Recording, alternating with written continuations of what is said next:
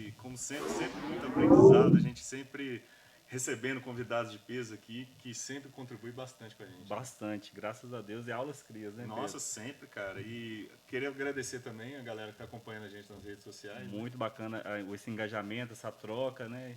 Nossa, tem um vídeo aí, o Didi que também tá bombando aí. O cara tá até metido, Dica né, famoso aí, velho? cara. Pô, os na vídeos aí cidade. batendo 700 mil, cara. Olha que maravilha. Que é isso, cara? Não é pra qualquer um, Não é não. pra qualquer um, não. Bom demais da conta. Pessoal, não esqueça de seguir a gente além do Instagram do Lespo. Temos também o Spotify, YouTube É, o nosso Instagram próprio, você já falou, né? e o TikTok. TikTok também, cara. Tem TikTok também. Rapaz, cada programa um aprendizado novo. É isso Hoje aí. uma pauta muito importante aí, necessária, né? Muito. Esperamos aqui sair, aprender muito e quem estiver nos assistindo aprender também. Com certeza. Vamos lá, Julião. Quem que vai vir aí, Vou Pedro? apresentar essa pessoa que está aqui na nossa frente aqui. Estou muito feliz de estar recebendo essa pessoa aqui. Vou apresentar ela para o público. Eu conheço um pouco e vou conhecer mais junto com vocês. Então vamos lá. A nossa convidada de hoje está representando uma importante instituição do nosso município.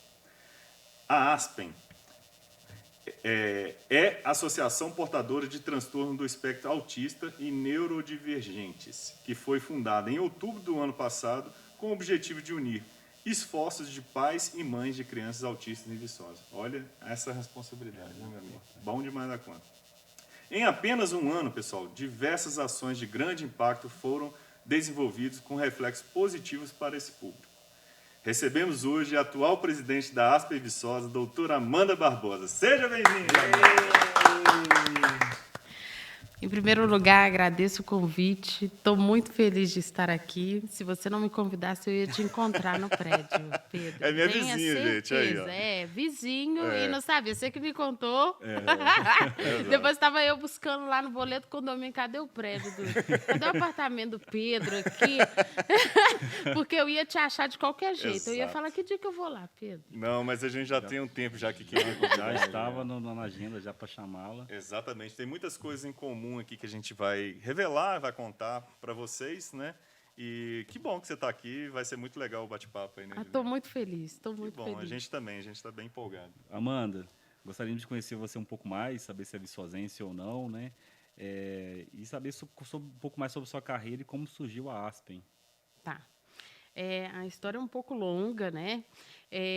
Todo mundo pensa que eu vim do Rio de Janeiro, né? Principalmente quando me vê falar, vê minha formação, né? Pensa que eu sou até bem nascida, né? E não é bem assim. Algumas pessoas aqui no município já me conhecem, mas outras, muitas outras, dependendo da idade, não me conhecem mesmo. Minha história é a seguinte: eu sou nascida em Viçosa, nasci no bairro Bom Jesus, sou filha de um pintor e uma técnica de enfermagem. A minha mãe sempre trabalhou nos hospitais daqui, de Ponte Nova, e aí ela ficava nesse traslado de lá para cá também. Então, acaba que eu conheço muitas cidades e hospitais por causa disso também. Eu vivia nesse ambiente de saúde por causa dela. E aí, quando eu tinha 6 anos, meus pais se separaram e a gente foi morar em Ponte Nova.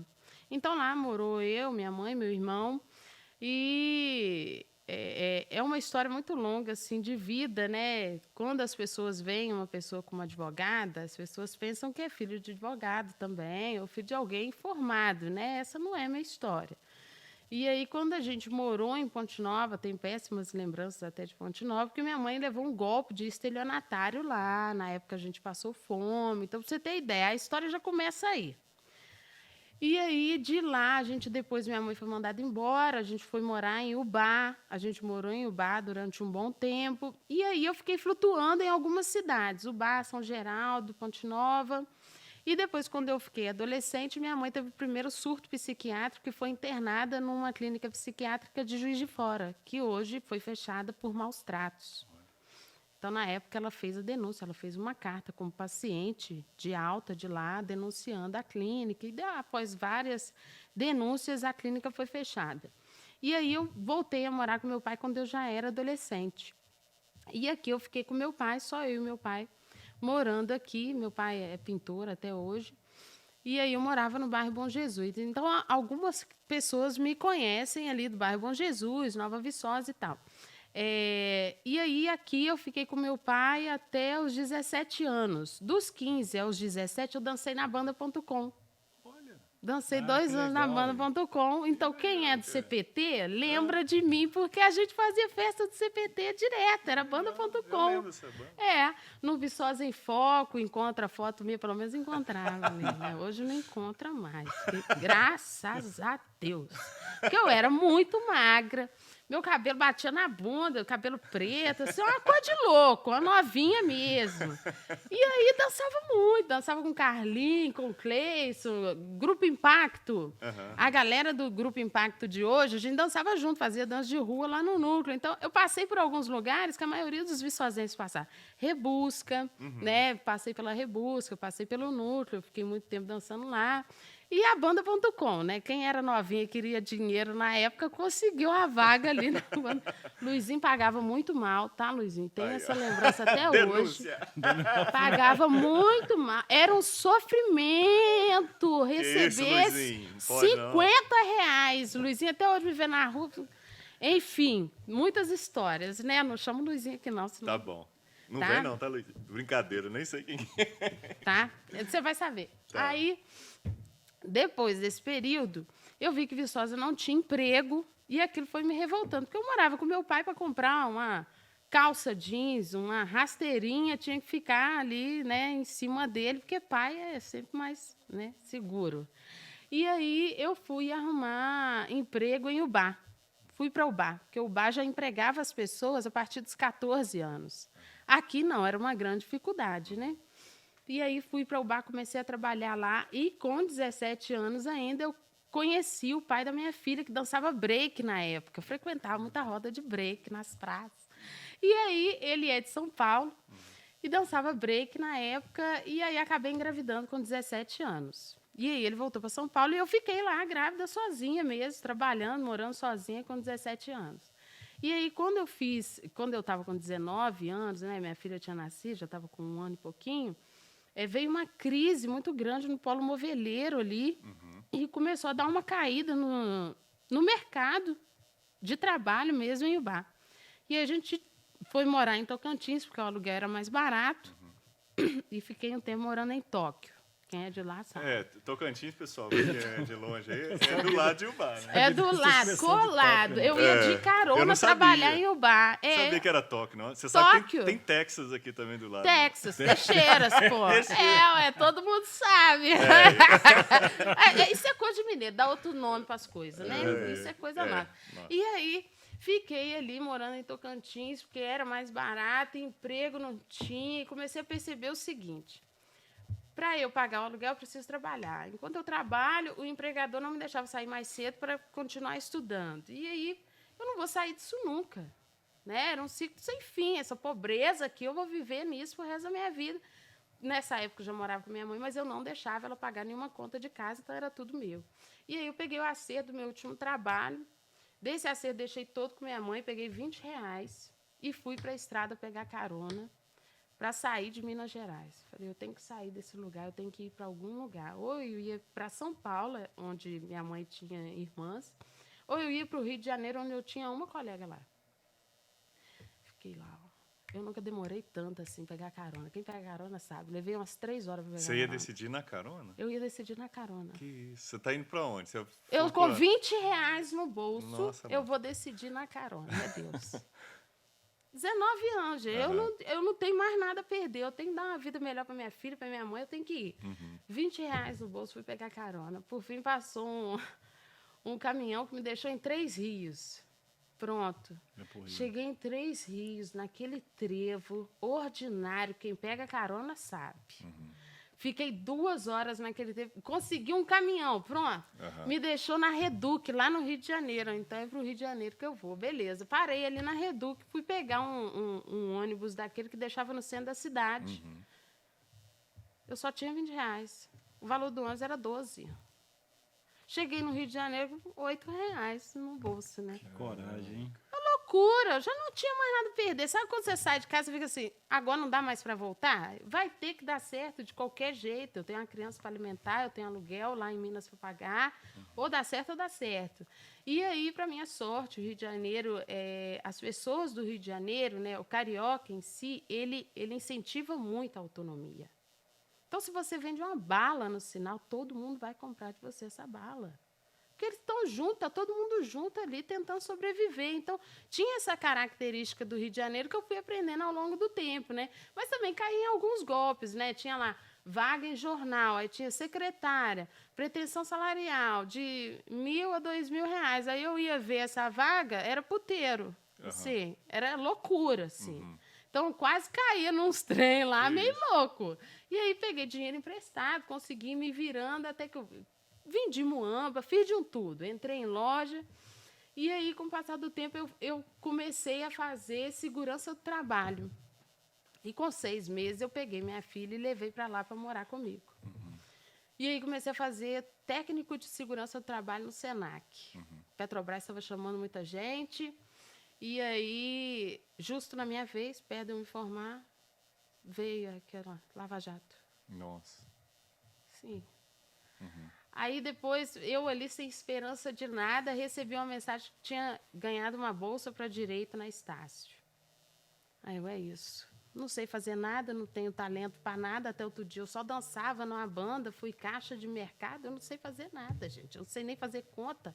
É nisso aqui que eu vou entrar. E aí, eu fiz direito. E aí, eu vendia café, bolo, tudo na faculdade para conseguir pagar o restante do que eu tinha que pagar, sabe? E aí, assim, a gente foi vivendo lá no Rio de Janeiro, sabe? Em meio às dificuldades mesmo. Logo depois, minha mãe ficou sem emprego aqui, foi para lá morar comigo. Nisso que ela ficou lá, 1 ano depois, ela também entrou em surto. Tive que internar ela na UFRJ, no IPUB, na época. Então, assim, essa questão esse histórico de doenças mentais na família, eu já tenho. Então, para mim, não é difícil encarar isso, porque eu já encarei coisas piores, sabe? Então... Tudo foi sendo uma casca, um aprendizado para você, uma construção, né? Exatamente. A gente, às vezes, se vê em determinados lugares e as pessoas, às vezes, não entendem como a gente chegou ali, né? Eu não sei se é Deus, eu não sei o que Eu acredito que, assim, a gente tem um propósito. A gente sempre fala muito disso, assim. Eu já falei algumas vezes aqui, até citando o Lespa mesmo. Muitas vezes como se a gente tivesse uma missão e as coisas, eu acredito muito, assim, até uma coisa que meu pai sempre falava comigo, tudo tem a hora certa para acontecer. E aí hoje eu tenho mais certeza disso, porque muitas vezes é um rascunho o seu projeto, é uma ideia. Só que ela não está madura o suficiente para ela virar à tona ainda. Não é o momento certo dela vir. Isso que você está falando, ela diz muito. Porque a gente vai até se aprofundar mais aqui na Aspen para você falar para todo mundo, né? Mas eu acredito muito nisso. Eu acho que tudo isso que você passou, até nesses momentos de dificuldades, esses picos, né, de altos e baixos, ele é a Amanda de hoje. E a Amanda de hoje é o que a gente está vendo que vai contribuir muito para o que a gente vai falar aqui em relação, principalmente, ao autismo, né, Amanda? Sim. E sobre a Aspen, vamos lá falar um pouco sobre a Aspen. Teve origem após a segunda audiência pública, né? Para o debate sobre as violações que vinham ocorrendo nos últimos anos. Fala para a gente quais são essas violações, quais medidas vocês pretendiam tomar em relação a isso. Quando eu vim para cá, né, aí eu tenho que falar como eu vim parar aqui, né, o que eu estava fazendo aqui, porque foi assim que eu cheguei praticamente. Quanto tempo você ficou lá no Rio e depois voltou para cá? Fiquei 10 anos no Rio de Janeiro e em 2021 minha filha mais velha foi atropelada por um carro forte. Em junho de 2021. Desse atropelamento, eu fiquei com ela 4 meses internada mesmo, no hospital, porque o pé dela foi esmagado. O pé dela teve que ser reconstituído quase completamente, assim, um milagre. Ela era muito novinha? Ela tinha 9 anos.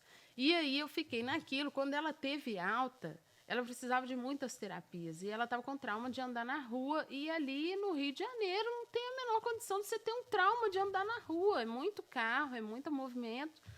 E aí eu decidi voltar para Viçosa, porque aqui eu sabia, não, lá eu conheço todo mundo, né? Se acontecer qualquer coisa com ela na rua, dá para administrar isso. Eu conheço as clínicas, eu conheço fisioterapeuta, conheço as famílias, né? Muito melhor para mim, né? E aí eu vim para cá e fiquei morando lá no centro, que era perto do Carmo, para ela poder ir caminhando com tranquilidade. E nisso a minha mãe começou a trabalhar aqui e começou a chegar algumas demandas de home care que o Agro estava negando, por exemplo. E aí o Agro... mesmo? Home care é internação domiciliar. Ah, tá. O Agros negando vários home care ali e eu ajudando ali gratuitamente mesmo. E aí a Elizabeth, eu cuidando da Juliana, que já estava em terapia por causa do pé esmagado, a Elizabeth entrou em investigação de autismo. E aí nessa investigação que ela entrou, foi uma médica do posto de saúde do centro que me chamou a atenção para isso, porque no início eu estava usando todos os sistemas, porque meu plano é do Rio de Janeiro. É um plano de cobertura nacional, mas não tem credenciado nenhum aqui. E aí eu fui me aventurar. Saúde era boa quando eu fui embora, vamos ver agora, né? E aí essa médica falou assim, olha, nem olhou para ela direito, falou assim, olha, tem que ver se isso aí é autismo, tá? Vou te dar um encaminhamento e você vai com ela lá para PAI. Na época que eu morava aqui, há 10 anos atrás, criança que ia para PAI era criança extremamente severa, assim. Eram severidades, assim, você via na criança, né? A criança tinha alguma mobilidade. Era Down, era paralisia cerebral, eram síndromes e doenças raras. E eu disse, gente, autismo lá na PAI? Não é possível isso. E aí peguei o encaminhamento dela, fui até a prefeitura e falei, olha, eu fiquei sabendo que tinha um AIS, né? E aí fui tentar ali agendar uma consulta no AIS, também não consegui, ninguém sabia dizer nada, todo mundo falando, não, tem que ser lá na PAI, lá na PAI, lá na PAI. E aí eu levei o encaminhamento para a PAI e lá o encaminhamento ficou. Era o único papel que eu tinha. Eu tirei foto do encaminhamento, com a data e tudo mais, e deixei lá. Falei, olha, vão demorar a me retornar? Não, em 2 semanas já deve te chamar para triagem. Beleza. E ali fiquei aguardando. Nada de me chamar. E aí, de repente, eu começo a conversar com as pessoas, e aí uma pessoa aqui, outra ali, que tinha filho autista, falava, olha, você não vai ser chamada. Você não vai ser chamada. E aí, um dia, me mandaram o link da primeira audiência que eu fui, que eu falei de fora até, e já tinha muita gente reclamando naquela época que não conseguia tratamento para o filho, que estava tudo se concentrando na PAI. Nossa. E a gente sem entender, você não consegue um diagnóstico aqui fora, é tudo na PAI. Nem diagnóstico você consegue, assim. Tá bom, plano de saúde negando, Unimed nega, Agros nega, Plamuv nega, Imas nega, ninguém estava conseguindo nada. O que está acontecendo nessa cidade? Que ninguém está conseguindo nada. E aí foi a primeira audiência pública onde eu apareci. Entendi. E, na verdade, eu acho que foi a segunda audiência pública que estava tendo sobre aquele tema. Só que na primeira ninguém conseguiu resolver nada, né? Você conseguiu fazer um levantamento de quantas pessoas tá precisando disso tudo, para poder entender também tipo assim, olha o tanto de gente que está esquecida durante tanto tempo, né? A prefeitura não tem base de dados sobre isso, porque todo mundo que chegava nos postos de saúde, o médico dava encaminhamento para ir direto para PAI. Entendi. Esse encaminhamento ele não passava pela recepção dos postos. Não tinha nenhum cadastro sobre o que aquela criança tinha quando foi atendida. Entendeu? Esse encaminhamento acabava se perdendo lá dentro. Exatamente. Quando você deixava no posto, ou eles perdiam, ou quando os pais levavam, simplesmente, trouxe o filho aí, agora foi, eu não sei o que é, não. Só sei que foi. E a família vai buscar, por seus meios mesmo, alguma coisa. Estava assim. E aí, quando a gente chega na audiência... Desculpa, sem falar nos casos que as pessoas não sabiam, não tinha informação ainda. Tinha informação de nada. Que às vezes nem procurou porque... Totalmente, nada. Tanto é que depois de um tempo, minha mãe passou mal, a gente foi lá para o hospital. E chegando no hospital, mais violações. As pessoas do hospital não usam crachá de identificação, você não sabe com quem você está falando, em primeiro lugar. Você chega ali, você fica 4 horas aguardando, você não vê ninguém sendo chamado. Quando finalmente chega um tempo assim que você começa a se revoltar, é o tempo de troca de turno. Mais 3 horas até esse que entrou, vê todo mundo que está aguardando ali, os de dentro e os de fora. Sim, tá bom, vamos ligar para a ouvidoria. Liguei para a ouvidoria do SUS, ninguém atende. Ouvidoria do hospital, ninguém sabe de nada. Falei, mas ninguém nunca reclamou? Não. Sabe quando você vai assim numa companhia de esgoto e tudo mais e tem uma placa de frente à empresa diz assim, estamos há 400 dias sem acidentes? O hospital estava isso. Não, aqui ninguém reclama de nada, reclamava, não. então tinha Aqui está indo de vento em popa. Ué. Falei, então tá bom. Eu tô aqui com o telefone, tô tentando ligar, não tô conseguindo. Cadê a caixa de acrílico para receber sugestão, reclamação, elogio? Cadê? Também não tem. Aí é muito fácil, né? Não tem... Qual o seu nome, recepcionista? Ah, porque não se identificava, se recusava a se identificar. Qual o nome do médico que está aí de plantão hoje? Ela me inventou o nome. Ela tanto me inventou o nome que quando eu fui atendida, minha revolta, os profissionais que estavam lá dentro também estavam revoltados e me deram um nome no papel. Aqui de cantinho, ó. Aqui, o nome do médico está aqui hoje, é esse aqui. Ele está lá dentro. Ele está lá dentro, deitado o dia inteiro. Fui para fora do hospital, fiz um vídeo aqui. Eu vou mandar isso aqui para o Conselho Regional de Medicina. Vocês vão ter que responder uma carta deles. Alguma coisa tem que acontecer. Liguei para a polícia e falei, olha só, vejo vocês rebocando o carro o dia inteiro nessa cidade, só sabe rebocar, porque não tem lugar para estacionar, só fica rebocando o carro, multando o pessoal. E aqui, uma violação aqui, ó.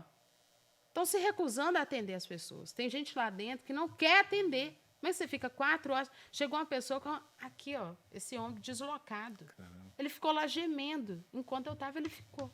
Eu saí de lá, ele continuou lá sem ser atendido, sem passar nem em triagem. Porque não tem voz, muitas vezes. Você vai falar em prioridade de criança com deficiência ali? Eles nem sabem o que é isso. Tanto no Hospital São Sebastião quanto no Hospital São João Batista, eles perguntavam qual era o grau de autismo para ver se passava mesmo na prioridade. Falei, me mostra na lei, onde está escrito que, a depender do grau, a pessoa tem prioridade ou não. Autismo é autismo e ponto. Não importa o grau dessa criança. Eu não tenho que te apresentar um laudo médico aqui. Você já viu alguém comprar um pão e andar com laudo médico? Ninguém anda com isso, não. Eu estou dizendo para você. É autista. O que eu ganho com isso? Está dando para ver aqui a criança agitada? Ah, não, mas aqui tem que apresentar lá. Nossa, amor, é muito complicado, né? E aí importante muito esse desabafo, você falar. Esse desabafo aí. Isso é sinistro. Aí eu falei, tá bom. Eu sozinha eu não tenho força de nada, eu não tenho nem condições, né? Estava muito vulnerável, estava fazendo terapia já em 2 crianças. Tive que começar a fazer intervenção nelas sem diagnóstico mesmo. E aí a vida é mais difícil. Sem diagnóstico, a vida é mais difícil. Você começa pagando terapia porque nem o plano vai cobrir. Você está tratando o quê? Entendeu? Você vai pedir um benefício para quê? Você não tem diagnóstico. O que você está tratando? Beleza. Fui no Ministério Público. Ação civil pública, né? Se ninguém está tendo atendimento, se o Ministério Público não sabe, ele vai saber agora. Reunir algumas demandas simples, porque as pessoas não sabem, às vezes, nem falar o que aconteceu, como foram atendidas. Há ainda, né, essa ignorância, assim, falta de saber mesmo da população. E aí fui lá no Ministério Público e falei assim, na secretaria, olha, eu sou advogada, sou do Rio de Janeiro, cheguei aqui há pouco tempo, e a situação das pessoas dos PCDs aqui na cidade está muito preocupante. Eu queria saber se o Ministério Público está sabendo.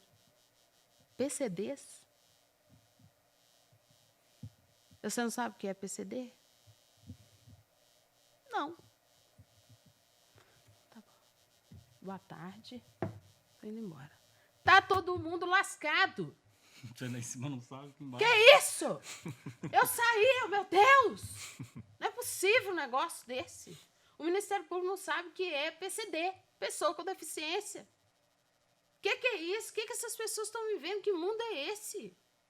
Como assim você não pode contar com o Ministério Público? Você não pode contar com mais ninguém, meu querido. Se o Ministério Público não sabe o que significa PCD, você está muito lascado. Não é pouco, não. Falei, como é que você começa a trabalhar na cidade como essa? Eu sempre trabalhei com saúde. Como é que eu vou trabalhar na cidade como essa se o Ministério Público está desse jeito? Eu nunca vou ganhar dinheiro nessa cidade. Tanto é que hoje, quem me sustenta mesmo são meus clientes do Rio de Janeiro, não são os daqui. Entendeu? E aí, a gente chega no tribunal, já é outro assunto. Entendi. Amanda, diante do que você está falando aí, o que significa a sigla TEA e é possível definir se uma pessoa é autista ou não apenas de acordo com as características do seu comportamento? TEA, transtorno do espectro autista.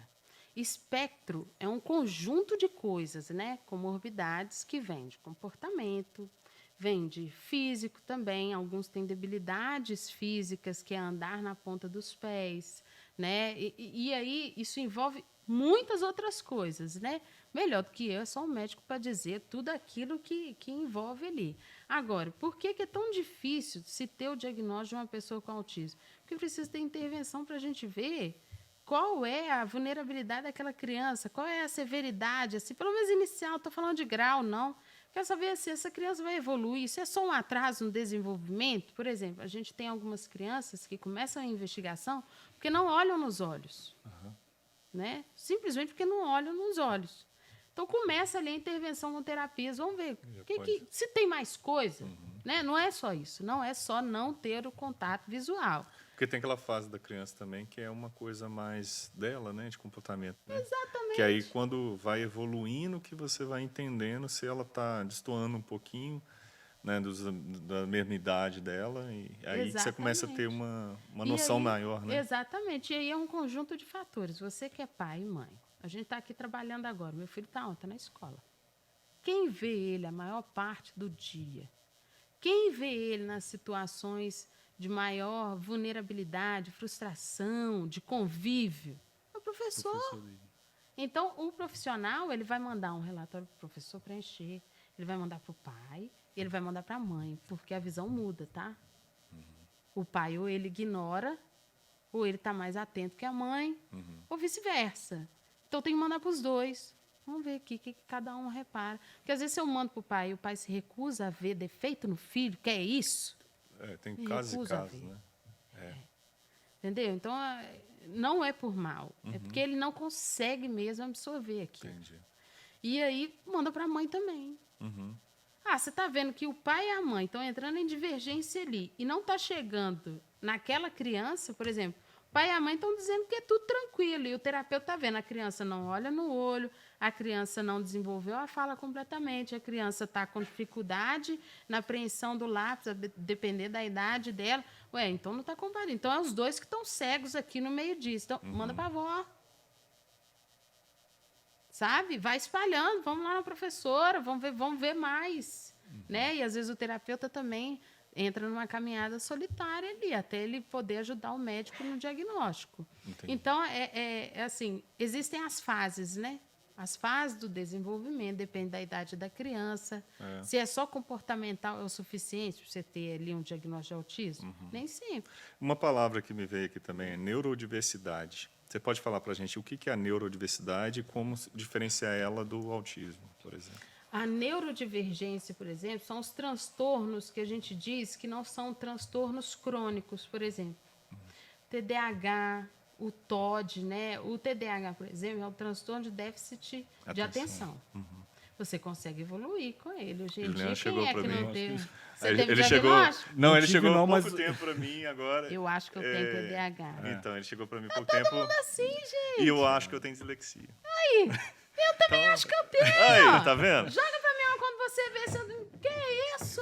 Mas Afasta de isso, descarte. para mim, isso já não foi agora. Juliano agora que veio, Sim, né? eu vi um vídeo de um médico que postou aí, colocou todos os sinais que ele mostrou ali no vídeo. Eu falei, pô, Se identificou, né? cara, sou eu. Eu acho que E eu também me identifiquei. preocupante.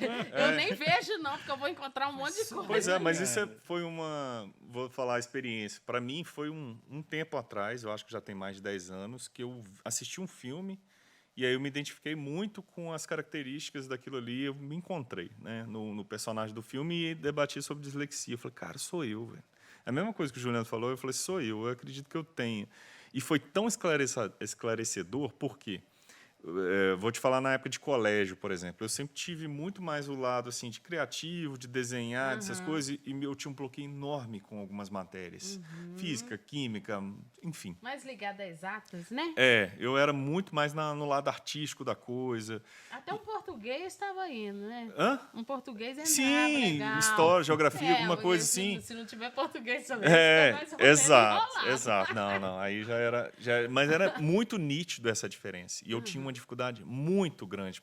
Só que aí o que acontece? Quando você entra numa escola normal, qualquer outra escola, você coloca você no mesmo balaio ali, né? No mesmo Ué, nível de todo nivelamento. mundo. É, E nivelamento. te exige ter o mesmo conhecimento que todo mundo. Ou seja, se você não tira uma nota alta de química, de física, você é excluído, cara. Exatamente, excluído. você seria um ótimo artista. Então, um comunicador, eu você falei está assim, matando esse comunicador dentro da exatamente. escola. Infelizmente, a Esse é o educação no ponto. Brasil ainda Esse é é assim. o ponto. Então, para mim, foi tão uma salvação quando eu descobri isso, mais sobre isso, que eu falei assim, cara, por que meus professores não que eu sabiam passei por naquela isso época? tudo, né? Por que minha mãe e meu pai não sabiam daquela época? Eu teria muito menos julgamento. Aí, hoje, eu consigo entender muito sobre o TDAH, sobre o autismo, Nossa. porque hoje a informação está mais fácil, né, mãe?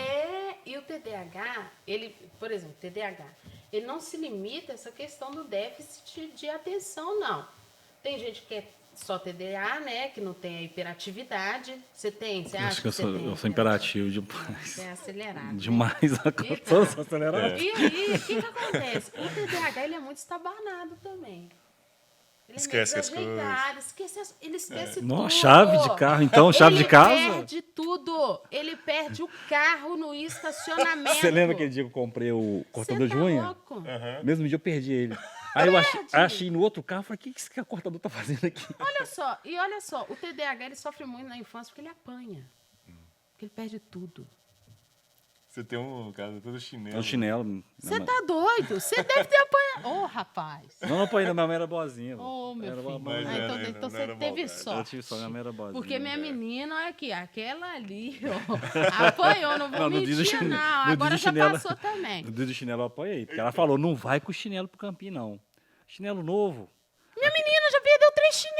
Aqueles tipo Raider, aqueles bonitão na época, né, que só tinha aquela baiana azul, né? Ah, vai eu pro campinho jogar bola com o chinelo aí. Coloquei lá, Virou golzinho de alguém. foi embora. Foi embora. Eu já perdi. Não, eu era muito favelada, né? Eu tinha Kenner na época e perdi 2 Kenner em Cajuri. Os outros me levavam fácil.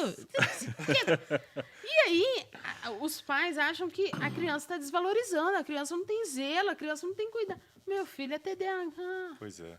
É, Isso é muito esclarecedor. Aceitar, os pais aceitarem isso, a criança tem outra vida. mas são informações que não chegam, sabe? Não chega, só tá chegando agora. Agora, olha só. É. Olha Agora que eu tanto tempo consegui que ver, né, tá nas redes sociais todos os dias, eu falei assim, uai, gente, isso aqui sou Olha eu. só, a minha filha, ela teve diagnóstico de TDAH depois de muitos anos. Foi, sei lá, quando a gente veio pra cá, ela estava com 10 anos.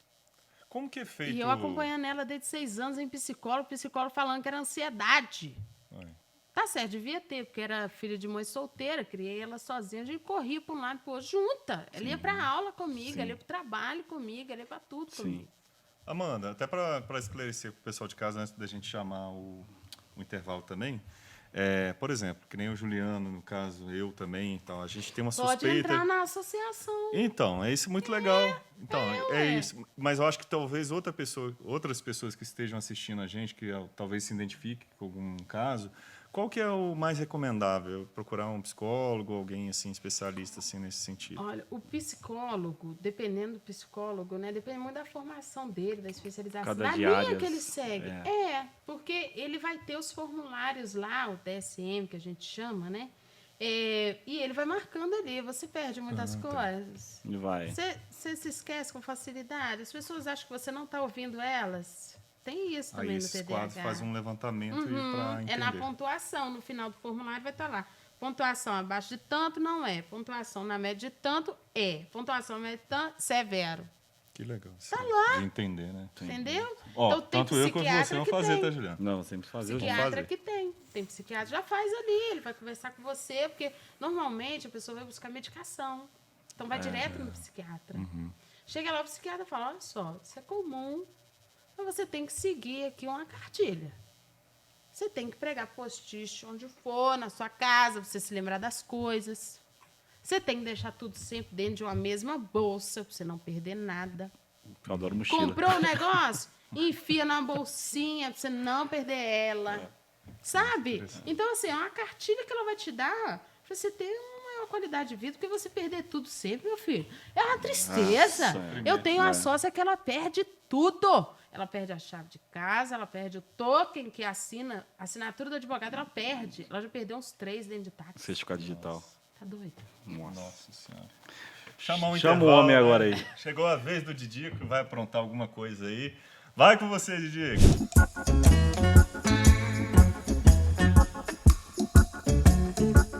Salve, salve, senhoras e senhores. O Les Paul na rua hoje é um pouco diferente porque a gente tá numa plantação de maconha. I wanna love you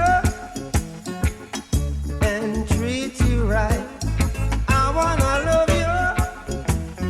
Cara, primeiro eu quero entender o que vocês fazem aqui. Aqui a gente desenvolve uma pesquisa focada em melhoramento genético das plantas. Nosso objetivo é desenvolver plantas de cannabis mais adaptadas para as condições brasileiras, para que elas possam ser utilizadas como medicamento no Brasil. De uma forma para que uma criança de 8 anos entenda, no caso eu. Como que vocês fazem esse melhoramento genético? Através de seleção de plantas com características ideais e cruzamento dessas plantas para obter gerações futuras melhoradas. Vou dar uma voltinha, ver seus estagiários o que eles estão fazendo de merda, porque você sabe, né? Estagiário só faz merda. Não, pessoal, aqui é bom de O serviço. que você tá fazendo aí? Opa, mano, beleza? A gente tá colhendo as plantas macho e a gente tá separando as folhas dos ramos para evitar a polinização das plantas fêmeas e a produção de semente. Aí a semente ainda a gente não trabalha aqui com interesse. Tem muita proteína na semente? 33%, tipo. Pô, os bodybuilders então devia ficar comendo semente de cannabis, filho. Devia. Ficar grandão na base da maconha. Apesar que a semente é muito pequena, né? Ainda não precisa de muita semente. Isso daqui é o quê? Um QR Code. Aqui a gente codifica as plantas nesse QR Code aqui para lançar no aplicativo, né? Aí cada planta tem um QR Tem Codezinho. um QR Code. O que vocês estão fazendo aí, mano? Tá fazendo uma medição aqui das plantas, ferindo a altura, a largura e o tamanho do caule. Pra questão de melhorar a genética da planta, vocês selecionam só, tipo, as maiores. A gente seleciona as melhores características para o programa de melhoramento genético. Ela ali tem 3 metros. Né? Cadê? A de 3 metros? Aquela ali é a top da genética, então. Aí da folha aqui, vocês fazem o que com ela? Descarta, né, Sérgio? Vocês mantêm a flor. Isso. E o caule também, que a gente utiliza para produção de fibra. O caule é importante para a produção do cânhamo, que vem sendo estudado para produção de tecido e até mesmo de construção civil. Aí a gente tira a plaquinha de identificação na planta, coloca dentro dos sacos para saber de qual planta Aí vem. você sabe de qual planta que é e as características de cada Isso. planta. Pô, tem um cheiraço no lugar inteiro, mano. O cheiro é forte. Ô, Sérgio, por que tem esse cheiraço aí no lugar inteiro? As plantas de cannabis, elas produzem compostos que a gente chama de terpenos, né? Que são compostos aromáticos, que dão cheiro realmente, né? Mas vários desses compostos também estão presentes em outras plantas. Pô, o cheirinho é bem gostoso, mano. Dá pra fazer um perfume, alguma coisa assim, não dá não? Dá pra fazer um perfume, imagina que delícia. Nossa senhora, ia ser o perfume favorito dos PM. O que é esse equipamento na sua mão aí, paizão? Esse aqui é um paquímetro. Ele serve para poder fazer as medidas de diâmetro da planta. A gente consegue mensurar várias medidas a partir dele. Qual que é o processo que você acha mais legal de fazer aqui dentro? Véi, eu gosto muito da parte de... Fumar. Não. Aferição, quando você vê quando a planta tá florindo, você entende o que é o início de uma floração. E qual que é a parte mais chata? É coleta de dados, né, cara? Ciência é difícil, que a gente tem que coletar dados semanalmente para ver como que as plantas estão se desenvolvendo. Mas ciência é assim, né? A gente precisa de dados para depois trabalhar em cima disso. Entendi. Então aqui você tem dado. Qual é que é da diferença do macho pra fêmea, mano? Aqui nesse caso a gente tem uma planta fêmea. Nesse conjunto de pequenas flores, onde a gente vai encontrar os tricomas, que são glândulas, e nessas glândulas é que ficam armazenados os compostos de interesse medicinal. Do lado E aí de do cá, macho? ela tem a diferença que são essas bolinhas aqui, ó. É onde tem o pólen, fica dentro dessas bolinhas aqui do planta macho. Pra pesquisa medicinal mesmo, o que vai usar é a fêmea. É a fêmea. O objetivo do medicinal é usar a fêmea. O macho é muito utilizado para produção de fibra, porque o caule dele aqui, ele tem mais qualidade do que o da planta fêmea. E a galera que usa sem ser medicinal pra lazer também é Também da é da fêmea. flor fêmea. O pessoal chama de camarão, de bud, né? É aquela florzinha ali. É aqueles caras lá que fala, que chama, né? Aqueles caras lá, não Aqueles conheço caras esse lá, eu pessoal também não. não, é. Pô, Sérgio, obrigado por receber a gente aqui, cara. É importante a gente vir aqui, cara, porque tem muito tabu em cima disso ainda, mas a gente vê que dá pra fazer roupa com cânhamo, dá pra fazer remédio. O pessoal tem muito preconceito ainda porque só olha o lado do uso recreativo, do uso adulto, né? Mas é uma planta que ela tem muita importância para a humanidade, né? Hoje a gente pode utilizar, como você falou, para muitas coisas, a mesma planta de uma forma segura, porque a gente tem a possibilidade de produzir plantas como essas daqui que não tem o THC, ou seja, essas plantas aqui elas não têm o composto que vai dar o barato da maconha. Então esse tipo de planta que a gente tem aqui, ela não pode ser utilizada como droga, ela é realmente para uso medicinal. Obrigado, Sérgio. Tamo junto, viu?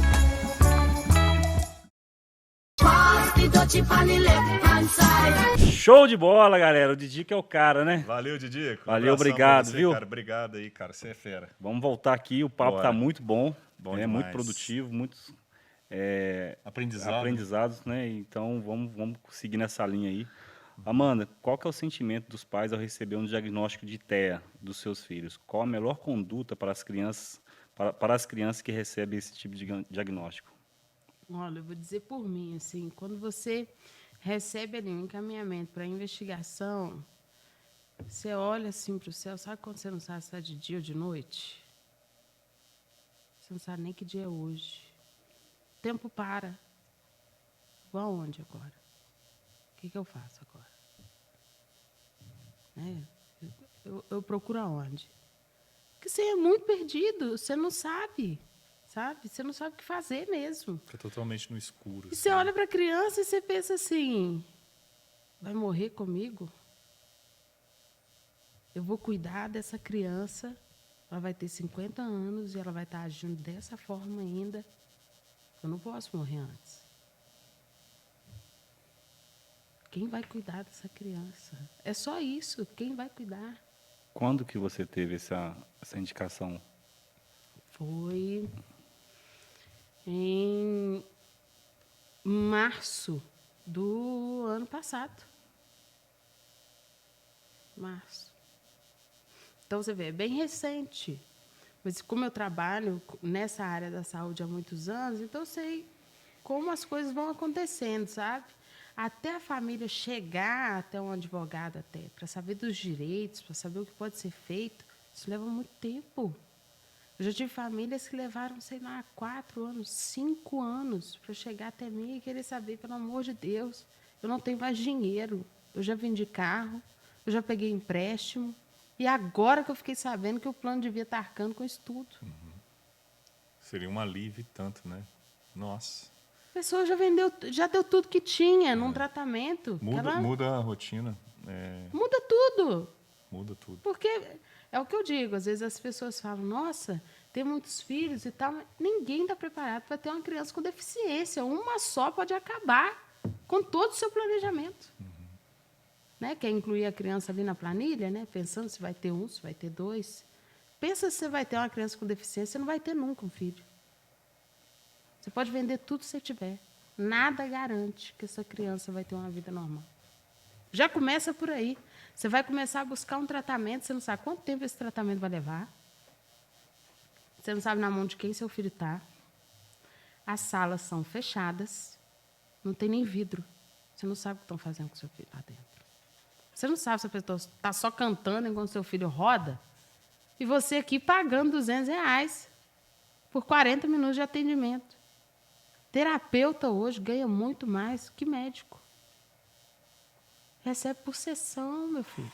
40 minutos de sessão, dependendo do terapeuta, é 100, 200, até R$300. No Rio, até 400 chega. Melhor ser terapeuta do que ser médico, hoje em dia. Né? O autismo abriu um mercado sinistro. Quando abre um mercado de tratamento mesmo, mercado da saúde, ele é cruel. Ele é cruel mesmo.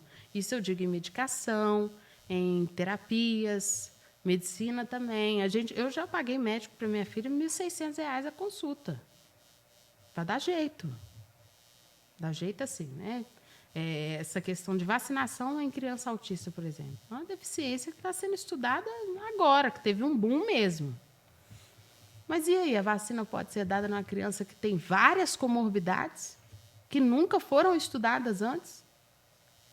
Pode dar vacina para essa criança. Essa criança tem o risco de convulsionar, porque boa parte dos autistas convulsionam, tem crises epilépticas. Você vai dar? Não arrisco. Então, eu paguei, na época, paguei uma médica do Rio de Janeiro R$ 1.600 para ela prescrever vacina em pó para minha filha. Comprei vacina em pó. Mandei fazer, manipulado. Quem tem dinheiro tem acesso a muita coisa. Agora, quem não tem? Você tocou num ponto muito interessante, a gente estava conversando nos bastidores também, até, né, revelar aqui, eu tenho um sobrinho que é autista, a filha da minha prima também, que é praticamente uma irmã para mim também, autista, e tenho outras pessoas na família também. Então, a gente já convivia, fomos descobrindo aos poucos, mas eu passei por essa transição na família, né, de entender muito próximo do meu irmão, só tenho um irmão. Então, eu lembro, desde quando ele falou a primeira vez, a minha prima falou a primeira vez, então, aproveitar e mandar um grande abraço para eles. Estou muito feliz de você estar aqui também para esclarecer isso, não só para eles, mas quanto para várias outras pessoas também. Eu acho que o Les Paul ele tem esse poder também de trazer à tona muitos assuntos para serem debatidos. Entendo totalmente as suas frustrações com Viçosa, eu acho que a gente está num processo de evolução constante. E isso é muito importante para ser revelado, porque só assim que a gente consegue confrontar. O Lespa também levanta a voz, muitas vezes, para os políticos, para prefeito, para governador, quem quer que seja, né, Juliano? Sim. E muitas vezes aprende na marra. Então, aprende quando a gente mostra um vídeo lá que uma rua está cheia de mato, que está cheia de buraco, aí no outro dia meio que acorda para isso. Então, a gente compartilha da mesma filosofia que a sua. A gente enxerga muitos problemas que muitas vezes passa despercebido por várias pessoas, então, às vezes, a gente tem que levantar a voz quando é preciso e mostrar para a gente sair da zona de conforto, entendeu? Então, esse papel, a gente é próximo, é vizinho, eu venho acompanhando o seu trabalho e eu vejo o respeito das pessoas que estão tendo com você, é muito legal, tá, Amanda? De falar assim, até que enfim alguém está falando por nós. É voz, né? Tendo uma voz. Então, aí justifica toda aquela passagem que você falou do Rio de Janeiro, as dificuldades que você teve. Ainda bem que existe a Amanda hoje em Viçosa, entendeu? Porque senão elas estariam no escuro até hoje. Então, a gente está muito feliz mesmo por dar essa voz e espero que cada vez mais pode contar com o Lespa, a Aspen, para divulgar cada vez mais isso. Vamos lá, vou retomar aqui. Disso eu não tenho dúvida, né? Desde que a gente fez a logo, eu mandei. Sim. Falei, ajuda a gente. Na hora. Eu não tenho dinheiro, mas se quiser cobrar, eu pago metade. Não foi, você falou, que isso? Não, manda tudo aí que você tem. Vamos embora. E depois de meses que eu te encontrei no elevador, você falou, eu tenho sobrinha, Amanda. Exato. E sempre quando quiser, vai estar à disposição para a gente divulgar sempre. Gente, a gente está sempre... É muito importante para nós. E diante desse papo aí, a gente vê com quanto é necessidade de espalhar essas informações que muitos não sabem. Eu acho assim, num ciclo de 100% de pessoas aí, 30 está informado ali, 70 está no escuro, sem saber o que procurar e está gastando dinheiro, sendo que tem direito e não sabe. Tem direito a tanta coisa. Tem falado no mês passado, né, que foi sancionada essa PL 044/2023, né, que institui a Política Municipal de Proteção dos Direitos da Pessoa com Transtorno Espectro Autista. Quais são esses direitos passam a ser garantidos para essas famílias a partir de agora, Amanda? Nossa, dentro dessa PL, assim, tem tanta coisa. Não foi um PL copiado, tá? Em nenhum outro município, em lugar nenhum você vai achar essa PL. Lugar nenhum. Isso aí saiu daqui, saiu de nós, da demanda que chegava todos os dias. Eu pensava assim, na Secretaria de Educação, qual o problema que a gente está tendo hoje? É esse. O que a gente vai resolver? Assim, assado. Né? Essa questão que a gente estava conversando até de educação domiciliar.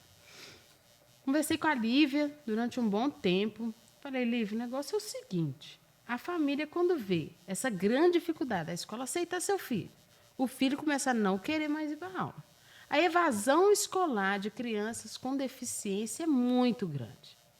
Quem vai atrás dele se você não tem solução para o negócio? O Conselho Tutelar não vai atrás. O Ministério Público não vai atrás. Eu não tenho solução para dar.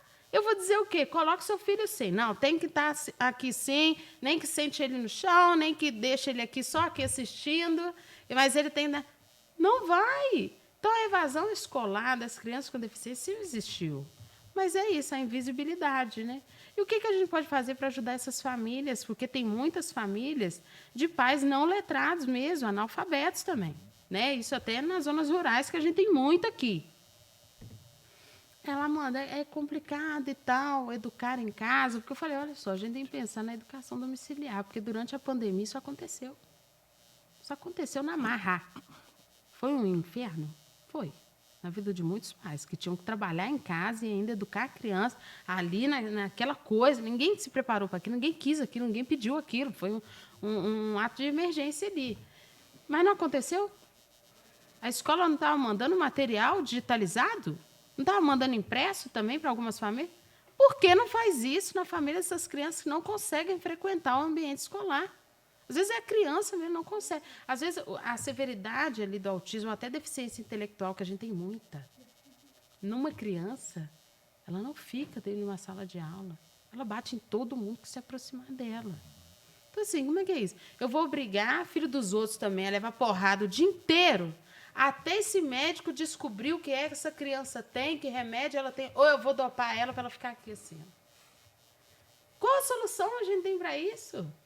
Esses pais, ou a mãe ou o pai, já estão em casa por causa dessa criança, porque não tem nem condição de trabalhar. Então, vamos dar condição? Vamos dar condição? Então, tá bom. O que eu acho que deveria ser feito? Fui lá na secretaria e falei isso. Vamos preparar um material aqui, adaptado para essa criança. A gente prepara um material que é o de todo mundo. Uma cartilha. Vai lá na casa da criança, vê qual é a necessidade maior dela. Isso é muito difícil fazer, tá? Isso não é rápido, não. Não é num passo de mágica isso, não. Tem muito esforço. Vai lá na casa da criança, vê qual é a maior dificuldade dela. Vamos adaptar o material. Adapta o material, manda para a família.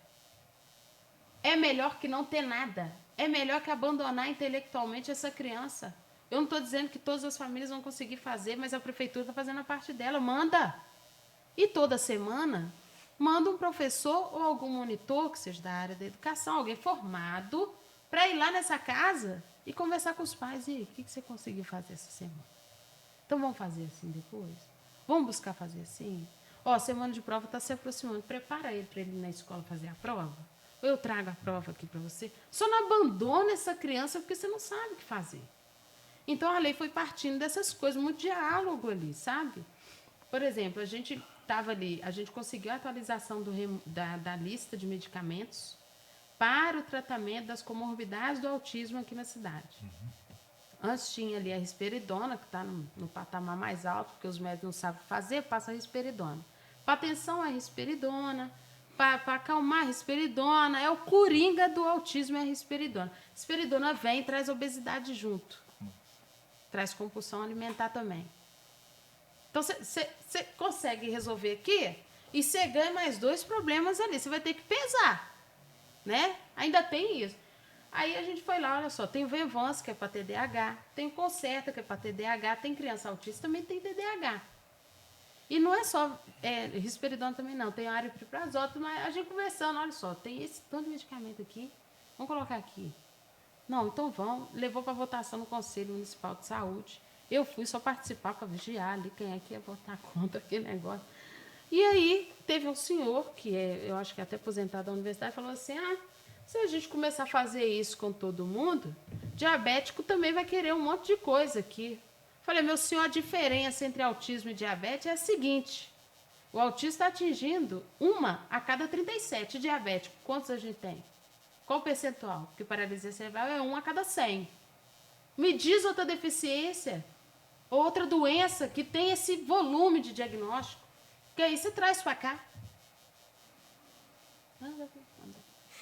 Foi aprovado, foi atualizado. E aí, dentro dessa lei, a gente ainda abre brecha para os tratamentos naturais, os fitofármacos, né, que a gente chama. E aí vem o canabidiol, né? E aí tá ali. Ninguém reparou ainda, mas está ali, a gente colocou, está ali. Agora o município é obrigado a cobrir o tratamento com canabidiol. Então, meu querido, assinou, Aceita, né? E tem que cumprir, né? Então, é isso. Entendeu? Então, você tem ali crianças que têm um bom resultado com o canabidiol, e o canabidiol ele traz qualidade de vida surpreendente. E o que você economiza tem terapia com essa criança, porque o canabidiol Ele vai regular o sono dessa criança. Muita criança tem distúrbio do sono, né? Ela acorda de madrugada, gritando, se debatendo. Não tem explicação um negócio desse. Mas você vai dar Rivotril para uma criança de 3 anos? Diz para mim. Tem médico aqui na cidade que se sente mais seguro em prescrever Rivotril em gota do que o próprio canabidiol. Diz para mim que maconha mata? Diz para mim que maconha debilita igual um Rivotril?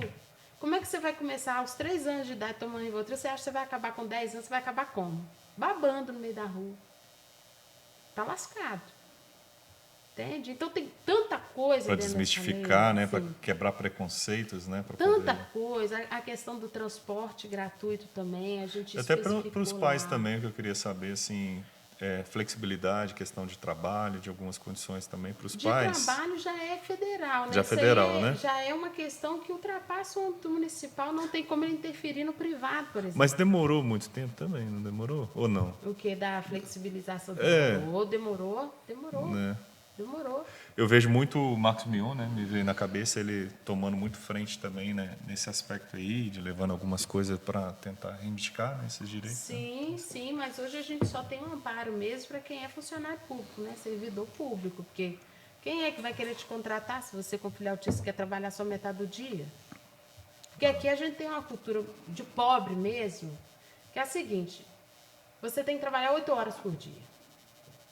Eu já penso que você tem que produzir. Funcionário meu amor, eu preciso disso aqui hoje. Se você fizer isso aqui em 1 hora, tchau. Por que eu vou te prender aqui 8 horas?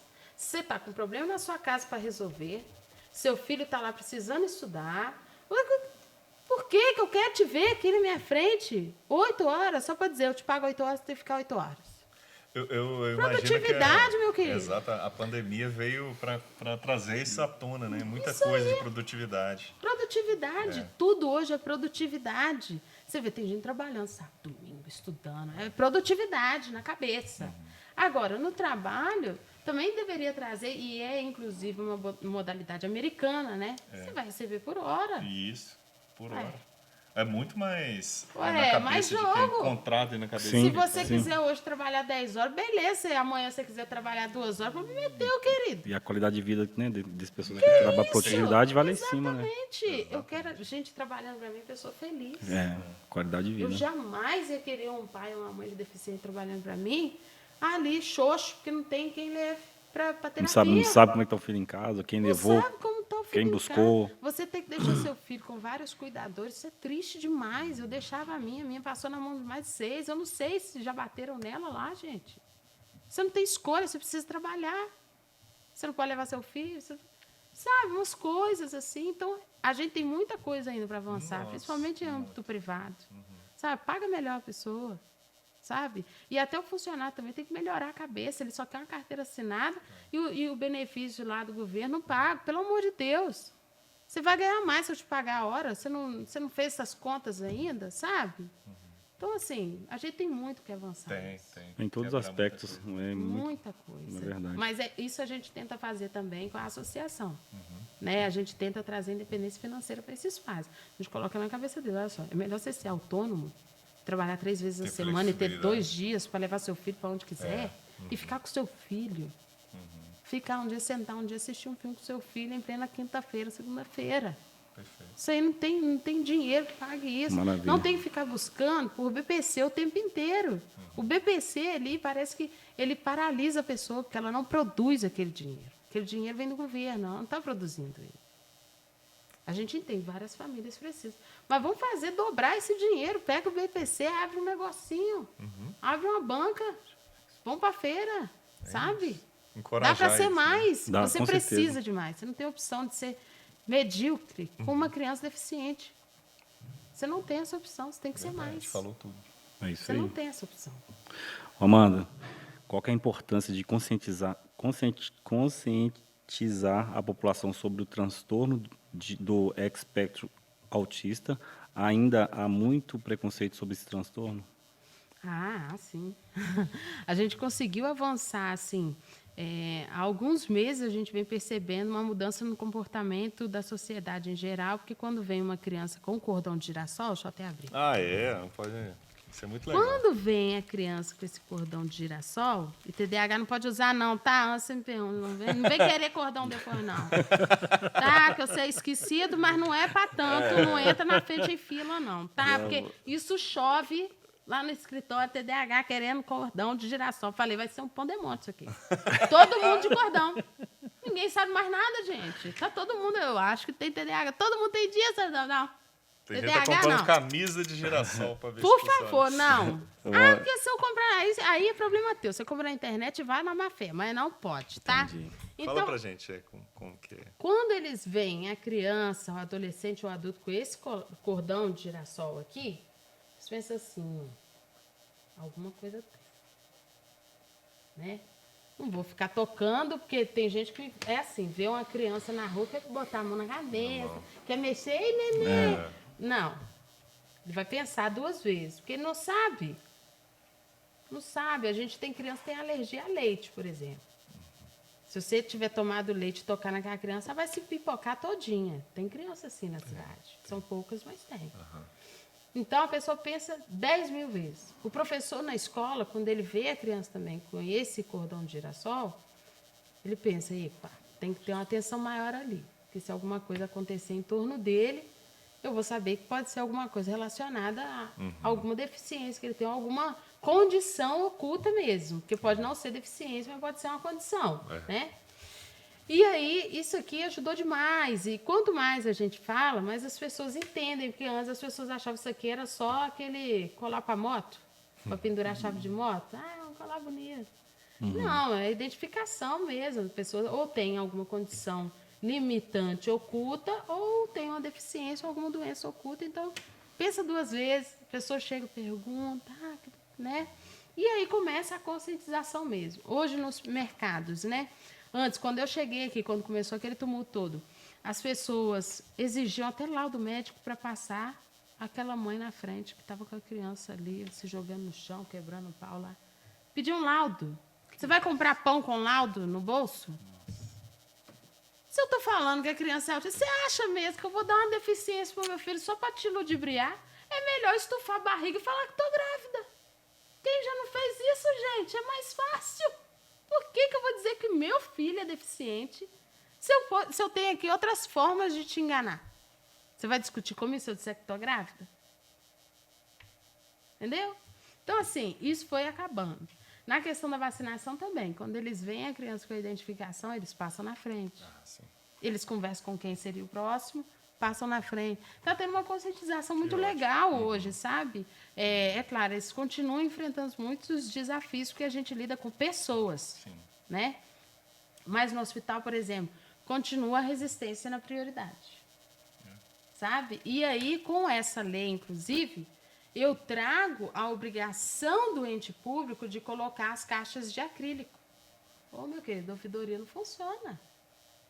E não só isso. Coloca a caixa de acrílico e o setor da fiscalização vai ter que recolher essa caixa toda semana. Faça registro em livro de todas as reclamações, com os dados da pessoa. Tudo, tudo, tudo. Eu quero ver se não vai ter reclamação desse hospital. Porque antes não tinha nada disso. Tinha lá multa se você não respeitasse a prioridade. Multa de quanto? Sujeita a multa. Multa de quanto? Sabe, para inglês ver? Isso é lei que o vereador às vezes traz para agradar o eleitor que não sabe. Fala assim, aqui, vem com uma lei aqui. Mas ela não gera nada, não tem efeito prático na vida real.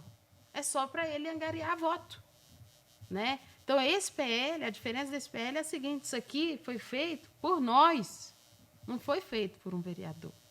Foi por nós, só quem vive isso aqui colocaria isso aqui na lei. Nossa. É impossível. E a distribuição é onde que consegue as pulseiras e tal? Isso aqui mais é na fácil? sede da associação mesmo, É. ou lá no Vale do Sol. Mas assim, isso é amplitude nacional já, né? Toda cidade já tem essa... Não, Identificação. não. Somente alguns municípios conseguiram fazer, estão fazendo, né, a distribuição desse cordão de girassol. Nesse PL não tem essa previsão, porque isso aqui é gasto. Em primeiro lugar, isso aqui é gasto. Em segundo lugar, tem que ter controle. Quem controla? A secretaria controla. Amanhã ou depois, não é mais girassol, não está sendo mais assim. Como é que vai ser feita essa troca? É muito trabalho em cima de um cordão que você pode muito bem comprar. Não, vai comprar, meu querido. Ou então a prefeitura lança aqui uma campanha no mês de abril e diz assim, estamos com tantos cordões de girassol. Muito melhor, a prefeitura lança a campanha dela. Não tem que botar isso em lei, porque isso aqui pode mudar a qualquer momento. Entendeu? Entendi. Mas Então, foi muito importante. É, ter, né? a prefeitura fazendo isso, ela consegue ter o controle. Nossa, agora é, né? Ano eleitoral aí, né? Fica a dica. Vamos lá, bota um 100 aí que, ó, quem tiver essa ideia chega na frente. Isso hein? aí, ó. Tá vendo? Pega a visão aí, Gosta, gente. pega a visão aí, ó. Amanda, deixa eu te perguntar. Teve uma colônia de férias para as crianças? Né? Tivemos. Como é que foi? E vai ter 3. mais? Como é que tá? Vai. conta pra Nossa, a gente. gente vai fazer de qualquer jeito. Conta pra gente como é que foi. A primeira colônia de férias foi em dezembro, né? A gente entrou em contato com o pessoal da EV. E aí eles falaram, nossa, que legal, então, mas a gente não consegue organizar essas famílias, até porque a gente não sabe muito bem como funciona esse público, né? A gente tem que ter muita gente aqui, quem tem que fazer? A gente também não sabia muito o que estava fazendo. E aí a gente falou, não, tranquilo. Falei, Paula, vamos botar as 20 crianças lá e nós vamos dar nosso jeito naquele trem lá. Só diz que é tranquilo, vamos embora. E aí a gente conversou com as famílias, ó, vamos fazer aqui colônia de férias, todo mundo legal, todo mundo direitinho, tem que chegar na hora, tem que sair na hora e tem que deixar tudo limpo. Beleza? Então tá bom. Fechamos com a EV e aí a gente levou cachorro-quente, levou refrigerante e levamos de tudo, assim. Isso foi num evento que a gente fez de confraternização, na verdade. Não estava tendo colônia de férias, isso foi em dezembro. E aí foi a gente que levou tudo. E aí funcionou super bem, assim. As crianças sempre muito organizadas. Você não vê, você quando vai numa festa de criança, você vê sempre criança brigando, né? Se debatendo para usar um brinquedo. Né? No meio autista tem isso, não. Ah, não quero. A minha filha é uma que sai. Não discute, ela sai. Não tem briga de criança no meio da gente. Você tem que ver a paz. Pai e mãe que está recebendo o diagnóstico recente, eu aconselho aí para vocês verem que as crianças, elas interagem tão bem e dá um conforto assim para a gente, que é ver que o nosso filho tem lugar. Ele pode estar ali, ele pode estar frequentando uma piscina pública, ele pode estar com outros amigos autistas que ele vai interagir, eles interagem uns com os outros, é sinistro o negócio, eles se entendem, sabe? Um não toca no outro, se ele fizer assim, o outro afastar, ele já afasta também. Já vi que não vai, não vai. E tem os amigos, assim, amigos para sempre, eles se beijam, se abraçam o tempo inteiro, você tem que ver. A conexão. Uma coisa, nossa! Assim, quem vai nos eventos fica encantado. E depois teve a colônia de férias mesmo, que a EV já faz, que foi em janeiro, e aí deram um dia para nós. E aí, nessa colônia, assim, a EV arcou com tudo, e aí teve vários estudantes da educação física que ficaram lá como monitores das crianças, tinha estudante sobrando. Era um estudante para cada criança, eles nadando com as crianças, eles acharam que ia chegar lá e ia ver um monte de menino torto, né? Aí chega lá um monte de autista que interage legal, que nada, que deixa levar. Nossa, foi assim uma alegria, assim. Os pais ficaram assim, nem sabiam que tinha tanto estudante legal na cidade. Que legal. Então, assim, só você vendo. Assim, que é maravilhoso. Tomara que parabéns. todo ano tem A cada gente vez teve mais. agora o aniversário da associação, a gente fez na igreja. Tem que mandar aqui o pastor Geraldo Márcio, Fica que à é da vontade, Igreja Presbiteriana do Vale do Sol. Eu sou de lá agora, né? Eu era membro aqui da Igreja da PH Rovers, até que ajudaram a gente no simpósio. E aí eu fui para lá, para o Vale do Sol, que é mais próximo da comunidade mais carente, né? A gente gosta de conversar assim, né? Mais solto, né? E aí eu fui para lá, que é menor. E aí você forma ali uma família mesmo. E aí eu conversando com o pastor, falei com ele, pastor, a situação é essa. Minha filha, escolha uma sala aí, ué. Usa. É nosso. Tá aí pra gente. Tem que ter trabalho, a igreja tem que ter trabalho. Você está trabalhando sozinha? Não, vem, a igreja ajuda. E hoje a gente tem como sede lá a Igreja Presbiteriana do Vale Que do Sol. maravilha, muito bom. Temos 3 salas lá disponíveis para nós. É. As crianças, as famílias amam lá, até porque as salas têm vidro, né? Então a criança está lá em terapia, o pai está vendo. Tá Que sendo legal. feito. Aham. É outro mundo, assim. Que ótimo, sabe? muito bom. Então, meu agradecimento, a gente fez o nosso aniversário lá, junto com as crianças da igreja, que amaram as crianças autistas. Eu tive que ver a interação entre eles, assim, surpreendente. Que maravilha, a gente fica feliz. Né? Eu fico feliz demais, eu te dou os parabéns pela essa iniciativa, né, e de ter essa coragem de estar fazendo esse projeto tão lindo, assim, de estar tocando em frente, de ser a voz de muitos pais que nunca tiveram acesso, né, não sabiam por onde começar. Eu acho que aí com vocês já tem esse caminho, né, então deixa claro que sabe quem procurar, procura vocês ali, que vai te dar vai ter um norte, né. E queria saber como está essa criação do centro especializado em autismo e neurodivergência, qual a previsão de entrega desse projeto para a comunidade e quem poderá usufruir desse serviço. Ó, o centro é o seguinte, a gente encontrou um terreno da prefeitura lá no Cantinho do Céu, perto do Paternó, naquela rua da SESMED. Ah, sim. Tá Maravilha. um pedaço super valorizado ali hoje, né? hoje tá. Então, assim, esse terreno não serve para ser posto, não serve para ser escola, só serve para vender. Eu tenho aqui um projeto, utilidade pública, função social, é nosso. Aí, Dionísio me ajudando demais. Aí, o Dionísio é o secretário de Fazenda. E aí ele falou, Amanda, ó, é tranquilo pedir, pede mesmo, vamos lá, é tranquilo, te ajudo, me ajudou a fazer o pedido. E aí a gente agora está aguardando, está no processo de cessão mesmo, porque eles estão em dúvida se é um terreno que tem lá, que é muito maior do que aquele, ou se é outro e tal. Então a gente está nisso hoje, sabe? Levantar ali qual é a área, a metragem daquela área e tudo mais, mas de documentação super tranquilo. Então é um processo muito tranquilo para nós. A gente tem fé de que vai sair até fevereiro, né? Porque tudo dentro da prefeitura, né? Tem que ir lá todo dia. E aí, saindo esse terreno para nós, a associação já colocou a responsabilidade dela em buscar pelos recursos para levantar esse centro, né? E hoje a gente tem uma parceria muito, muito boa com a Univiçosa, por exemplo. Ali tem os arquitetos da Univiçosa, então a gente tem condição de chegar para eles, de pedir que façam o projeto para nós, até para não impactar ali o bairro, né? Porque quem mora ali não quer desvalorização. Não quer uma espécie de APAE lá, ou uma clínica psiquiátrica lá. Então, a gente tem que pensar também no design do imóvel, a arquitetura do imóvel, para não desvalorizar a área.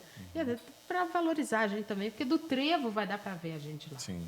Então, assim, a gente encara esse processo agora inicial muito tranquilo, sabe? A gente enxerga com positividade. A minha previsão é de ter esse bem imóvel já liberado para o nosso uso já em março, porque em abril a gente já pode dar a notícia, que é o mês do autismo, né? A gente vai fazer o simpósio de novo. E aí a gente quer ter esse terreno até março. E os valores da subvenção a gente vai correndo atrás deles aí, mas antes tem que ter o terreno para apresentar para os deputados, né? Porque Mas que sem bom terreno. que vai tomar um rumo aí, que vai ser Sim. útil para todo mundo, né? Exatamente, seria o primeiro, né? É, do estado de exato. Minas Gerais. Pois é, olha que Maravilha. Que sim, estado do virar Brasil referência, até, virar né? Porque referência, né? até hoje eu não vi nenhum centro Pois especializado é. público. Olha só, que Só pra marco, autismo, que marco público. importantíssimo aí para a cidade, né? Você Exatamente. também. Então. Mas você perguntou de acesso? Acesso, ele preferencialmente, prioritariamente, vai ser para os autistas. A gente conseguiu ali, e da cidade, tá? Inicialmente, o nosso projeto é esse, porque se eu começar a pegar São Miguel e as outras, eu vou acabar igual a pai, eu não vou conseguir, né? E aí, primeiro, a gente vai priorizar os de Viçosa. Em segundo lugar, passou os autistas, tem os de TDAH, que merecem atenção. Tem os de transtorno opositor desafiador, que também merecem atenção. Tem os de transtorno bipolar. Tem criança com transtorno bipolar, né? Merece muita atenção. Porque são tratamentos que a gente vai conseguir ter ali no centro, que vão conseguir alcançar essa criança. Legal. Agora, crianças com paralisia cerebral, síndrome de Down, são crianças com severidades diferentes, sabe? Eu preciso de uma sala, por exemplo, de integração sensorial, preciso de uma sala com pediaçuite, que é uma gaiola que vem a cinta elástica assim para sustentar o corpo daquela criança. É outra coisa, não é uma coisa que eu preciso, né, para autista. Entendi. Mas para criança com paralisia cerebral eu preciso. Então, assim, é outro tipo de estrutura. Mas, claro, a gente não vai deixar de atender psicologia, as terapias que trazem benefício a essa criança, a gente vai continuar atendendo. Hoje, por exemplo, a gente faz arte-terapia com criança com paralisia cerebral, psicologia com criança com paralisia cerebral, que a gente coloca a musicoterapia junto. Então, são crianças que conseguem se comunicar com o olhar, com gestos, sabe? Então, a gente consegue alguns avanços nisso. Muito interessante, bom demais. Pessoal, nós estamos chegando na reta final. Antes de fazer a última... pena, né? Porque o papo que tá isso, muito bom. Estou muito feliz com tudo que foi falado aqui. Eu acredito que muita gente vai absorver também, né? Espero que absorva o que foi falado aqui. E antes da gente encerrar, é só assim, para os pais, né? Crianças com TEA, né? Que fala, né? Ou neurodivergentes em condições de vulnerabilidade, que ainda não conheciam esse projeto. Como eles podem entrar em contato com a associação? Aí fala um pouco mais, se quiser direcionar para essa câmera aqui. Eu vou falar o telefone da associação. E até o Instagram também, se o pessoal quiser. Porque o Instagram tem muita informação também, né, Tem Amanda? muita informação lá. A gente faz alguns posts lá que já tem as informações, né? É Aspen Viçosa? Isso. Isso, Aspen Viçosa. Tá, pessoal? Seguem Aspen Viçosa aí. Depois, quando a gente fazer os cortes, né, que eu colocar também, a gente vai sempre marcar a Aspen, vai uma collab aí para vocês seguirem também. Isso aí. O telefone de contato é 97157-6659. Então, se quiser agendar atendimento, quiser mais informações, entre em contato pelo WhatsApp. Mas aí eu preciso frisar o seguinte, hoje, normalmente, as pessoas que entram em contato pelo WhatsApp, elas querem advogado gratuito. O advogado gratuito, a representação por advogado gratuita, individual, ela é feita pela Defensoria Pública, e não por nós. Se eu começar a fazer isso, eu simplesmente não vou suportar o volume. Hoje, a associação, o trabalho dela é levar, sim, acesso, mas não é atender individualmente cada família. Isso aqui a gente trabalha no coletivo mesmo, tá? Qualquer informação sobre os serviços que hoje a gente tem, podem ser obtidos por meio desse telefone também. E eu acho importante frisar aqui, Pedro, que antes do autismo tem uma criança, né? Quando a família sai com essa criança, e sai às vezes com um cordão, e alguém pergunta, diga o nome da criança primeiro. Não diga que ele é autista, não, o nome da criança primeiro. Isso é até ruim para a criança, que ouve você sempre justificar tudo que ela faz. No autismo, ela não é só autista, ela é uma criança. Tá? Criança também tem birra, criança tem várias coisas, né? E uma criança também não merece viver em tratamento de reabilitação a vida inteira, né? Nossas crianças precisam aprender música, esporte, elas precisam ter outros caminhos. Eu posso ter uma criança autista que não fala, mas que ela sabe pintar quadros excelentes, ela pode viver disso. Ela pode viver disso. Então, não priorize tanto aquilo que a sociedade impõe, priorize seu filho. Ele tem vários talentos, certeza.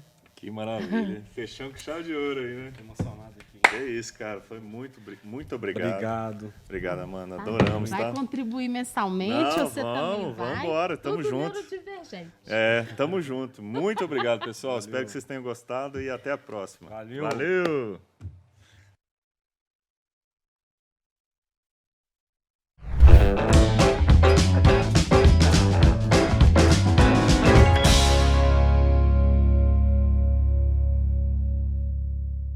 Thank you.